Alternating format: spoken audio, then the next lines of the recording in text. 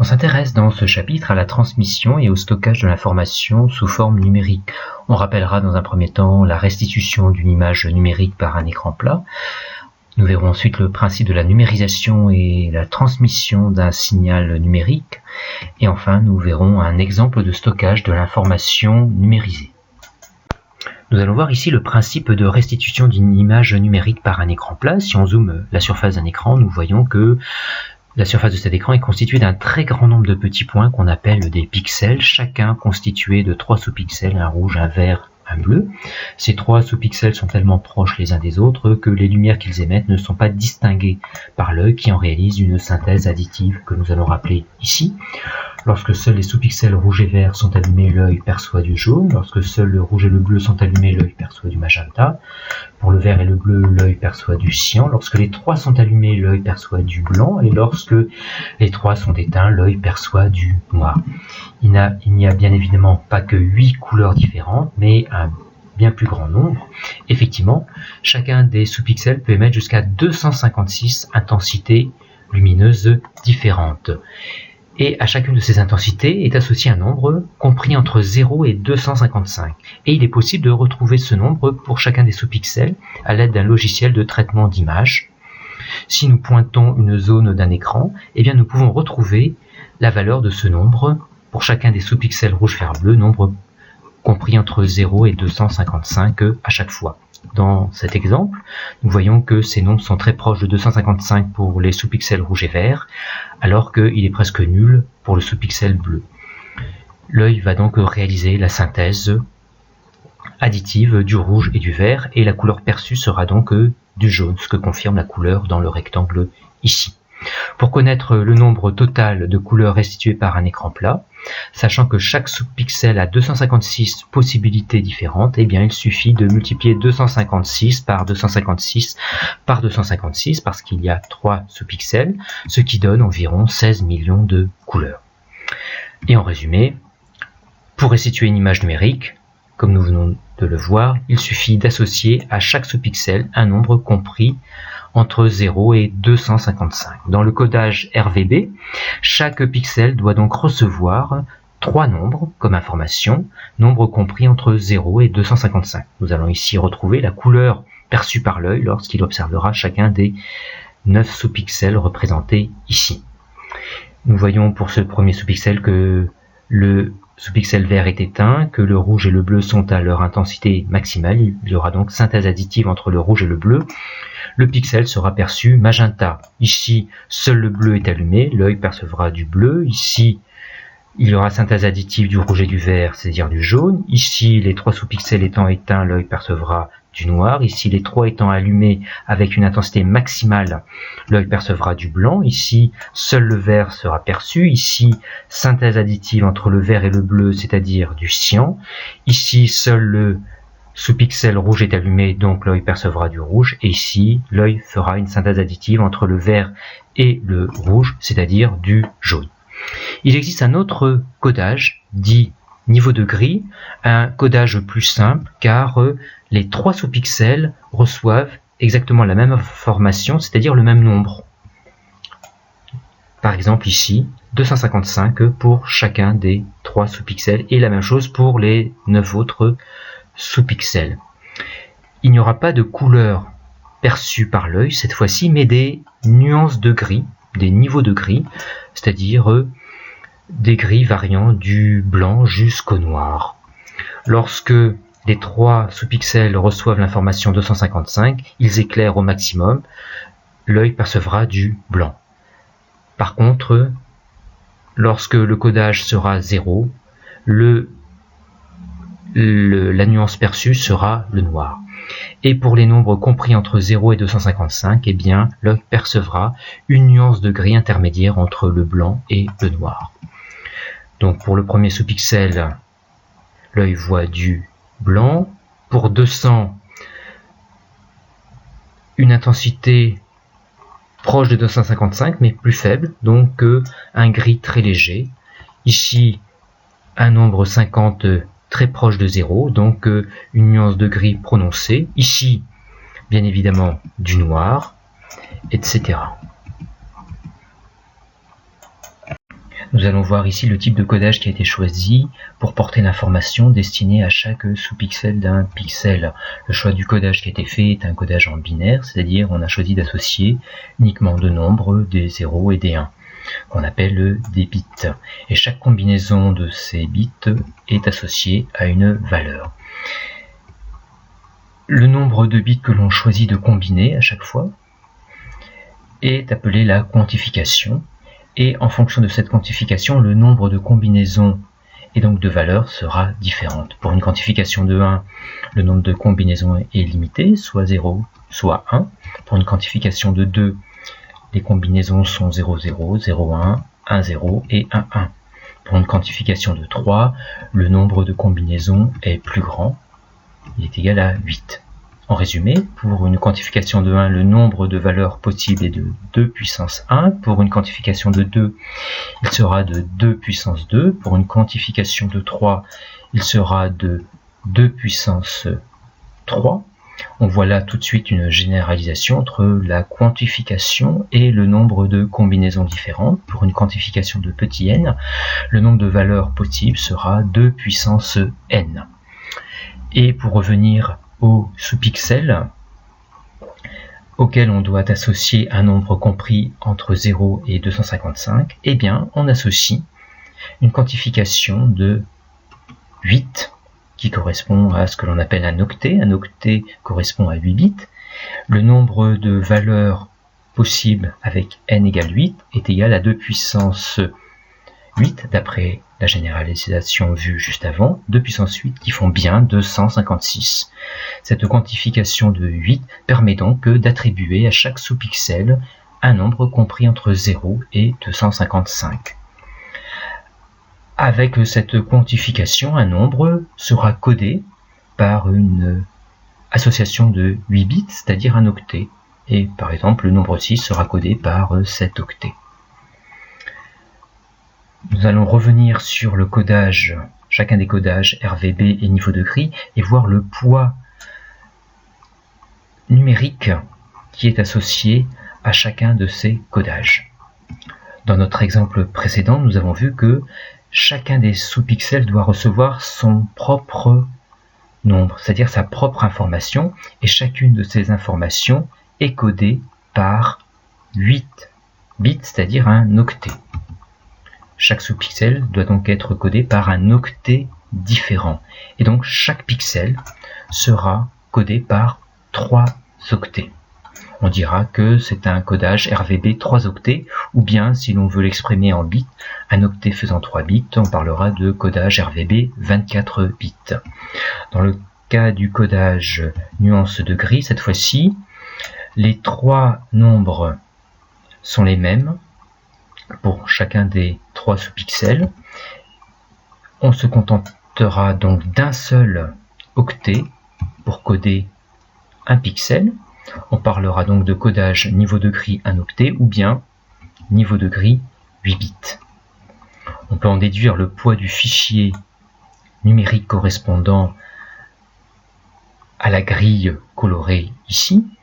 Grille constituée de 9 pixels. Chaque pixel est encodé par 3 octets d'information.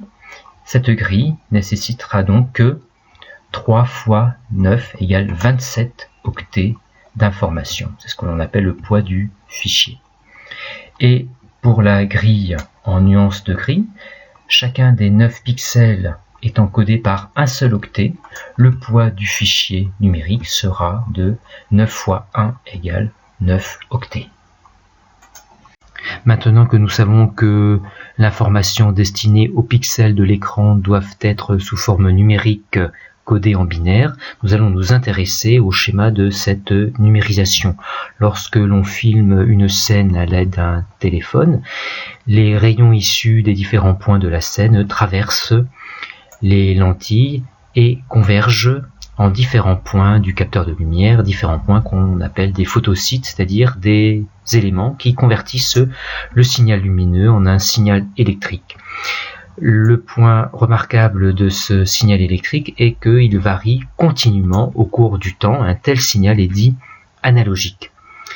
Signal analogique, il va donc falloir convertir en un signal numérique est codé en binaire. Cette numérisation a lieu à l'intérieur du téléphone dans le CAN, c'est-à-dire le convertisseur analogique numérique, qui va donc délivrer un signal numérique, c'est-à-dire une succession de 0 et de 1, et à l'intérieur de ce signal numérique, eh bien, on retrouve les fameux octets destinés à chaque sous-pixel des différents pixels. Cette information qui va être ensuite interprétée par ces sous-pixels et pixels va restituer donc l'image qu'on est en train de filmer. Nous allons revenir ici précisément sur le principe de la numérisation réalisée par le CAN, le convertisseur analogique numérique.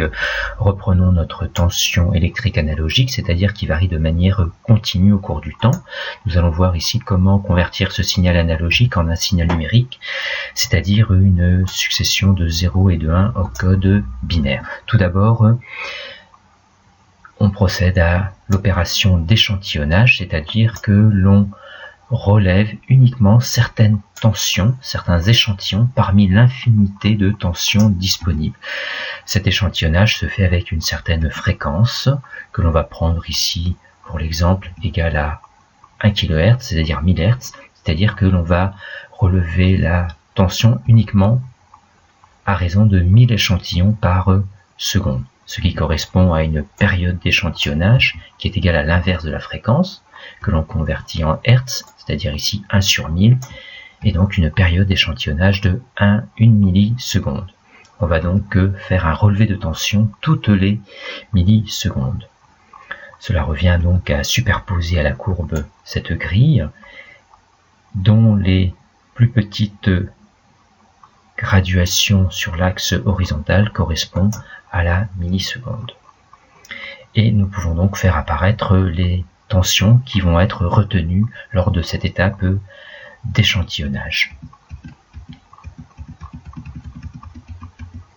Dans un second temps, on associe chacune des tensions qui aura été sélectionnée à une plage de tension comprise entre 0 V et 2 V. Dans l'exemple qui a été choisi, nous avons ici 16 plages de tension. À chacune de ces plages de tension sera associé un code binaire, c'est-à-dire une association d'un certain nombre de bits. Dans l'exemple que nous avons pris ici, nous avons 16 plages de tension différentes, donc 16 codes différents. Ces 16 codes seront donc obtenus avec une quantification de 4. Effectivement, la formule qui permet de retrouver le nombre de combinaisons possibles est 2 puissance n, et donc avec petit n égale 4, nous retrouvons bien 16 plages de tension différentes auxquelles sont associés donc 16 codes différents que nous faisons figurer ici. Pour connaître les graduations en tension, eh bien, il faut connaître la plage de mesure qui a été utilisée, c'est-à-dire ici 2 volts, et le nombre de plages, c'est-à-dire 16. Et cette plus petite tension mesurable s'appelle le pas du convertisseur et est donc obtenue en divisant la plage de mesure de volts par le nombre de plages, c'est-à-dire 16, et on trouve un écart de tension entre deux valeurs autorisées égal à 0,125 volts. Nous pouvons donc graduer également cet axe vertical avec les tensions correspondantes. Et maintenant, il reste à associer chacune des tensions à la plage de tension correspondante et le code qui lui est associé. Cette première tension est comprise entre 0,125 volts et 0,250 volts. On lui associera le code binaire 001, ce que l'on représente ici par le plat sur cette durée d'échantillon. Cette tension est comprise entre 0,625 volts et 0,750 volts. On associera à cette tension le code 0101, ce que l'on traduit ici graphiquement par ce plat, et ainsi de suite. Et on voit se dessiner petit à petit l'allure du signal numérique qui a une allure en escalier.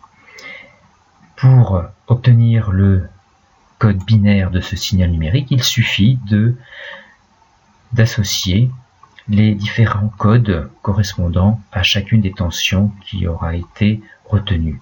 Donc ici dans l'ordre 0, 0, 1, ensuite 0, 1, 0, 1, ensuite 1, 0, 0, 1, etc.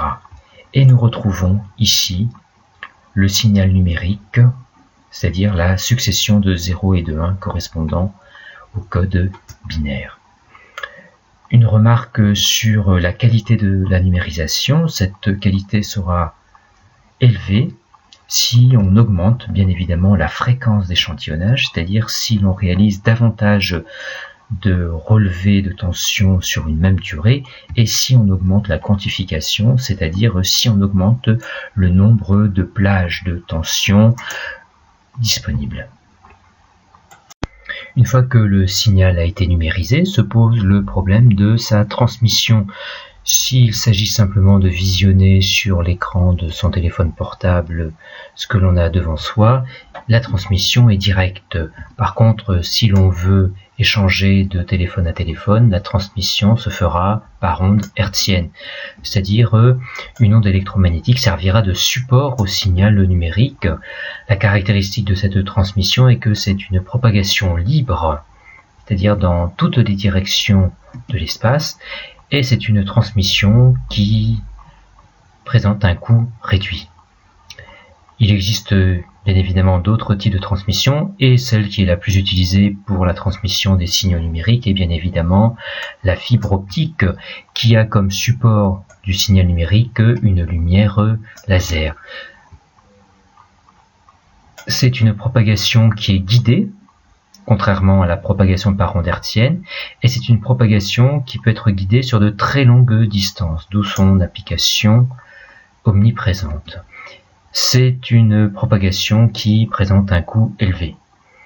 Il existe également la transmission par câble. Cette fois-ci, c'est un signal électrique qui est le support du signal numérique. C'est également une propagation guidée comme pour la fibre optique, mais qui est plus utilisée sur de courtes distances. Son coût reste également élevé. Nous allons voir ici quelques limites liées à la transmission d'un signal numérique à travers soit une fibre, un câble ou bien de l'air. Première limite, le débit binaire. Effectivement, chaque canal est limité par le nombre de bits qu'il peut faire transiter par seconde. Ce débit se calcule par la formule n sur delta t, où n est le nombre total de bits qui traversent le canal et delta t la durée mise pour effectuer ce transit. N est en bits, delta t est en secondes et le débit binaire est donc en bits par seconde. Prenons un exemple. Si 16 000 bits transitent par seconde dans le canal, eh bien le débit binaire sera égal à, on applique la formule qui est ici, grand N égale 16 000, delta t qu'on convertit en secondes, donc une milliseconde égale 10-3 secondes, on trouve donc un débit binaire de 16 mégabits par seconde. Et si on veut exprimer ce débit binaire en octets par seconde, on rappelle qu'un octet est égal à 8 bits, eh bien il suffit de diviser 16 par 8, ce qui donne un débit binaire de 2 mégaoctets par seconde. Autre limite liée au canal de transmission, eh bien la perte énergétique inévitable du signal numérique au cours de sa traversée du canal de transmission. Cette atténuation est en rapport avec les puissances d'entrée du signal, qui se mesure en watts, et la puissance de sortie. La formule de l'atténuation est la suivante, grand A égale 10 log de PE sur PS, où les puissances sont en watts et l'atténuation se mesure en décibels. On peut ramener cette atténuation au kilomètre parcouru ou bien au mètre parcouru, ce que l'on appelle alors le coefficient d'atténuation, et qui se calcule tout simplement en divisant l'atténuation totale par la longueur du canal grand L. A est en décibels, L est en mètres, ou bien peut être laissé en kilomètres, et le coefficient d'atténuation ici sera en décibels par mètre, ou bien en décibels par kilomètre si on laisse la longueur du canal en kilomètres. Dans cet exemple, on considère une puissance de sortie qui ne vaut plus que 10% de la puissance d'entrée. C'est-à-dire que PS est égal à 10% de PE. On calcule l'atténuation totale en utilisant la formule vue au-dessus, 10 log de PE sur PS. PS est égal ici à 10% de PE, c'est-à-dire 0,10 fois PE, ce qui donne 10 log de 10, c'est-à-dire 10 décibels. Et donc dire que la puissance de sortie ne vaut plus que 10% de celle d'entrée, eh bien revient à dire que l'atténuation subie par le signal est de 10 décibels. Et si cette atténuation a eu lieu sur 150 km, eh bien le coefficient d'atténuation vaut 10 décibels sur 150 km, c'est-à-dire 0,067 décibels par kilomètre. On va s'intéresser enfin ici au stockage du signal numérique sur un disque optique. Un disque optique est un long sillon sur lequel sont gravés des cuvettes, c'est-à-dire des trous, et cette succession de cuvettes et de plateaux entre chaque cuvette eh bien, est associée au code binaire. Et nous allons comprendre ici le rapport qu'il y a entre ce code binaire et cette succession de cuvettes et de plateaux. Pour le comprendre, il faut s'intéresser à la lecture du CD par un faisceau laser. Ici est représenté le système de focalisation de ce faisceau laser, système de focalisation qui entraîne à la surface du CD un inévitable phénomène de diffraction de ce faisceau laser, c'est-à-dire que le faisceau laser ne frappe pas la surface du CD en un point, mais en une tache qui déborde largement du sillon. Et c'est ce phénomène qui est mis à profit pour la lecture du CD. On va s'intéresser, pour le comprendre, à cette partie du faisceau qui est à cheval à la fois sur la cuvette et sur le plateau. On s'intéresse à deux rayons incidents. Ces deux rayons incidents vont se réfléchir à la surface de la cuvette et du plateau. Et le système de focalisation va faire interférer ces deux rayons. Et selon que le faisceau laser se trouve au-dessus d'une cuvette ou bien d'un plateau, eh bien la nature de ces interférences ne sera pas la même. On va donc s'intéresser dans la suite uniquement à ces deux situations. La nature des interférences est due à la différence de marche entre les deux rayons qui interfèrent, c'est-à-dire à la distance que parcourt en plus un des rayons par rapport à l'autre. Et ici, c'est ce rayon-là qui parcourt une distance plus grande, c'est-à-dire la distance qui correspond à la profondeur pour l'aller et à nouveau la profondeur pour le retour. Cette épaisseur de la cuvette se trouve être égale à lambda sur 4, lambda étant la longueur d'onde du laser. La différence de marche ici entre les deux rayons est donc égal à lambda sur 4 plus lambda sur 4, ce qui est égal à lambda sur 2. La différence de marche étant égale à une demi-longueur d'onde, les interférences seront donc destructives et l'intensité lumineuse sera minimale. Cette fois, si le faisceau est uniquement au-dessus d'un plateau, les deux rayons incidents vont se réfléchir exactement au même niveau. Il n'y aura donc aucune différence de marche entre ces deux rayons. Les interférences seront donc constructives et l'intensité lumineuse sera maximale. Et donc, tout au long de la lecture du CD par le faisceau laser, eh bien, l'intensité lumineuse va donc passer par des valeurs maximales et des valeurs minimales. Et ce sont ces variations d'intensité lumineuse qui vont être exploitées pour le codage binaire. On remarque en effet que lorsque le faisceau laser éclaire le plateau ou bien une cuvette, eh bien, ces intensités varient faiblement, alors que lorsque le faisceau passe d'un plateau vers une cuvette ou d'une cuvette vers un plateau, eh bien, cette intensité connaît une brusque variation. Eh bien, on associera au code 1 une variation importante de l'intensité et au code 0, une intensité relativement stable. Voilà comment est converti finalement le relief de la surface du CD en code binaire.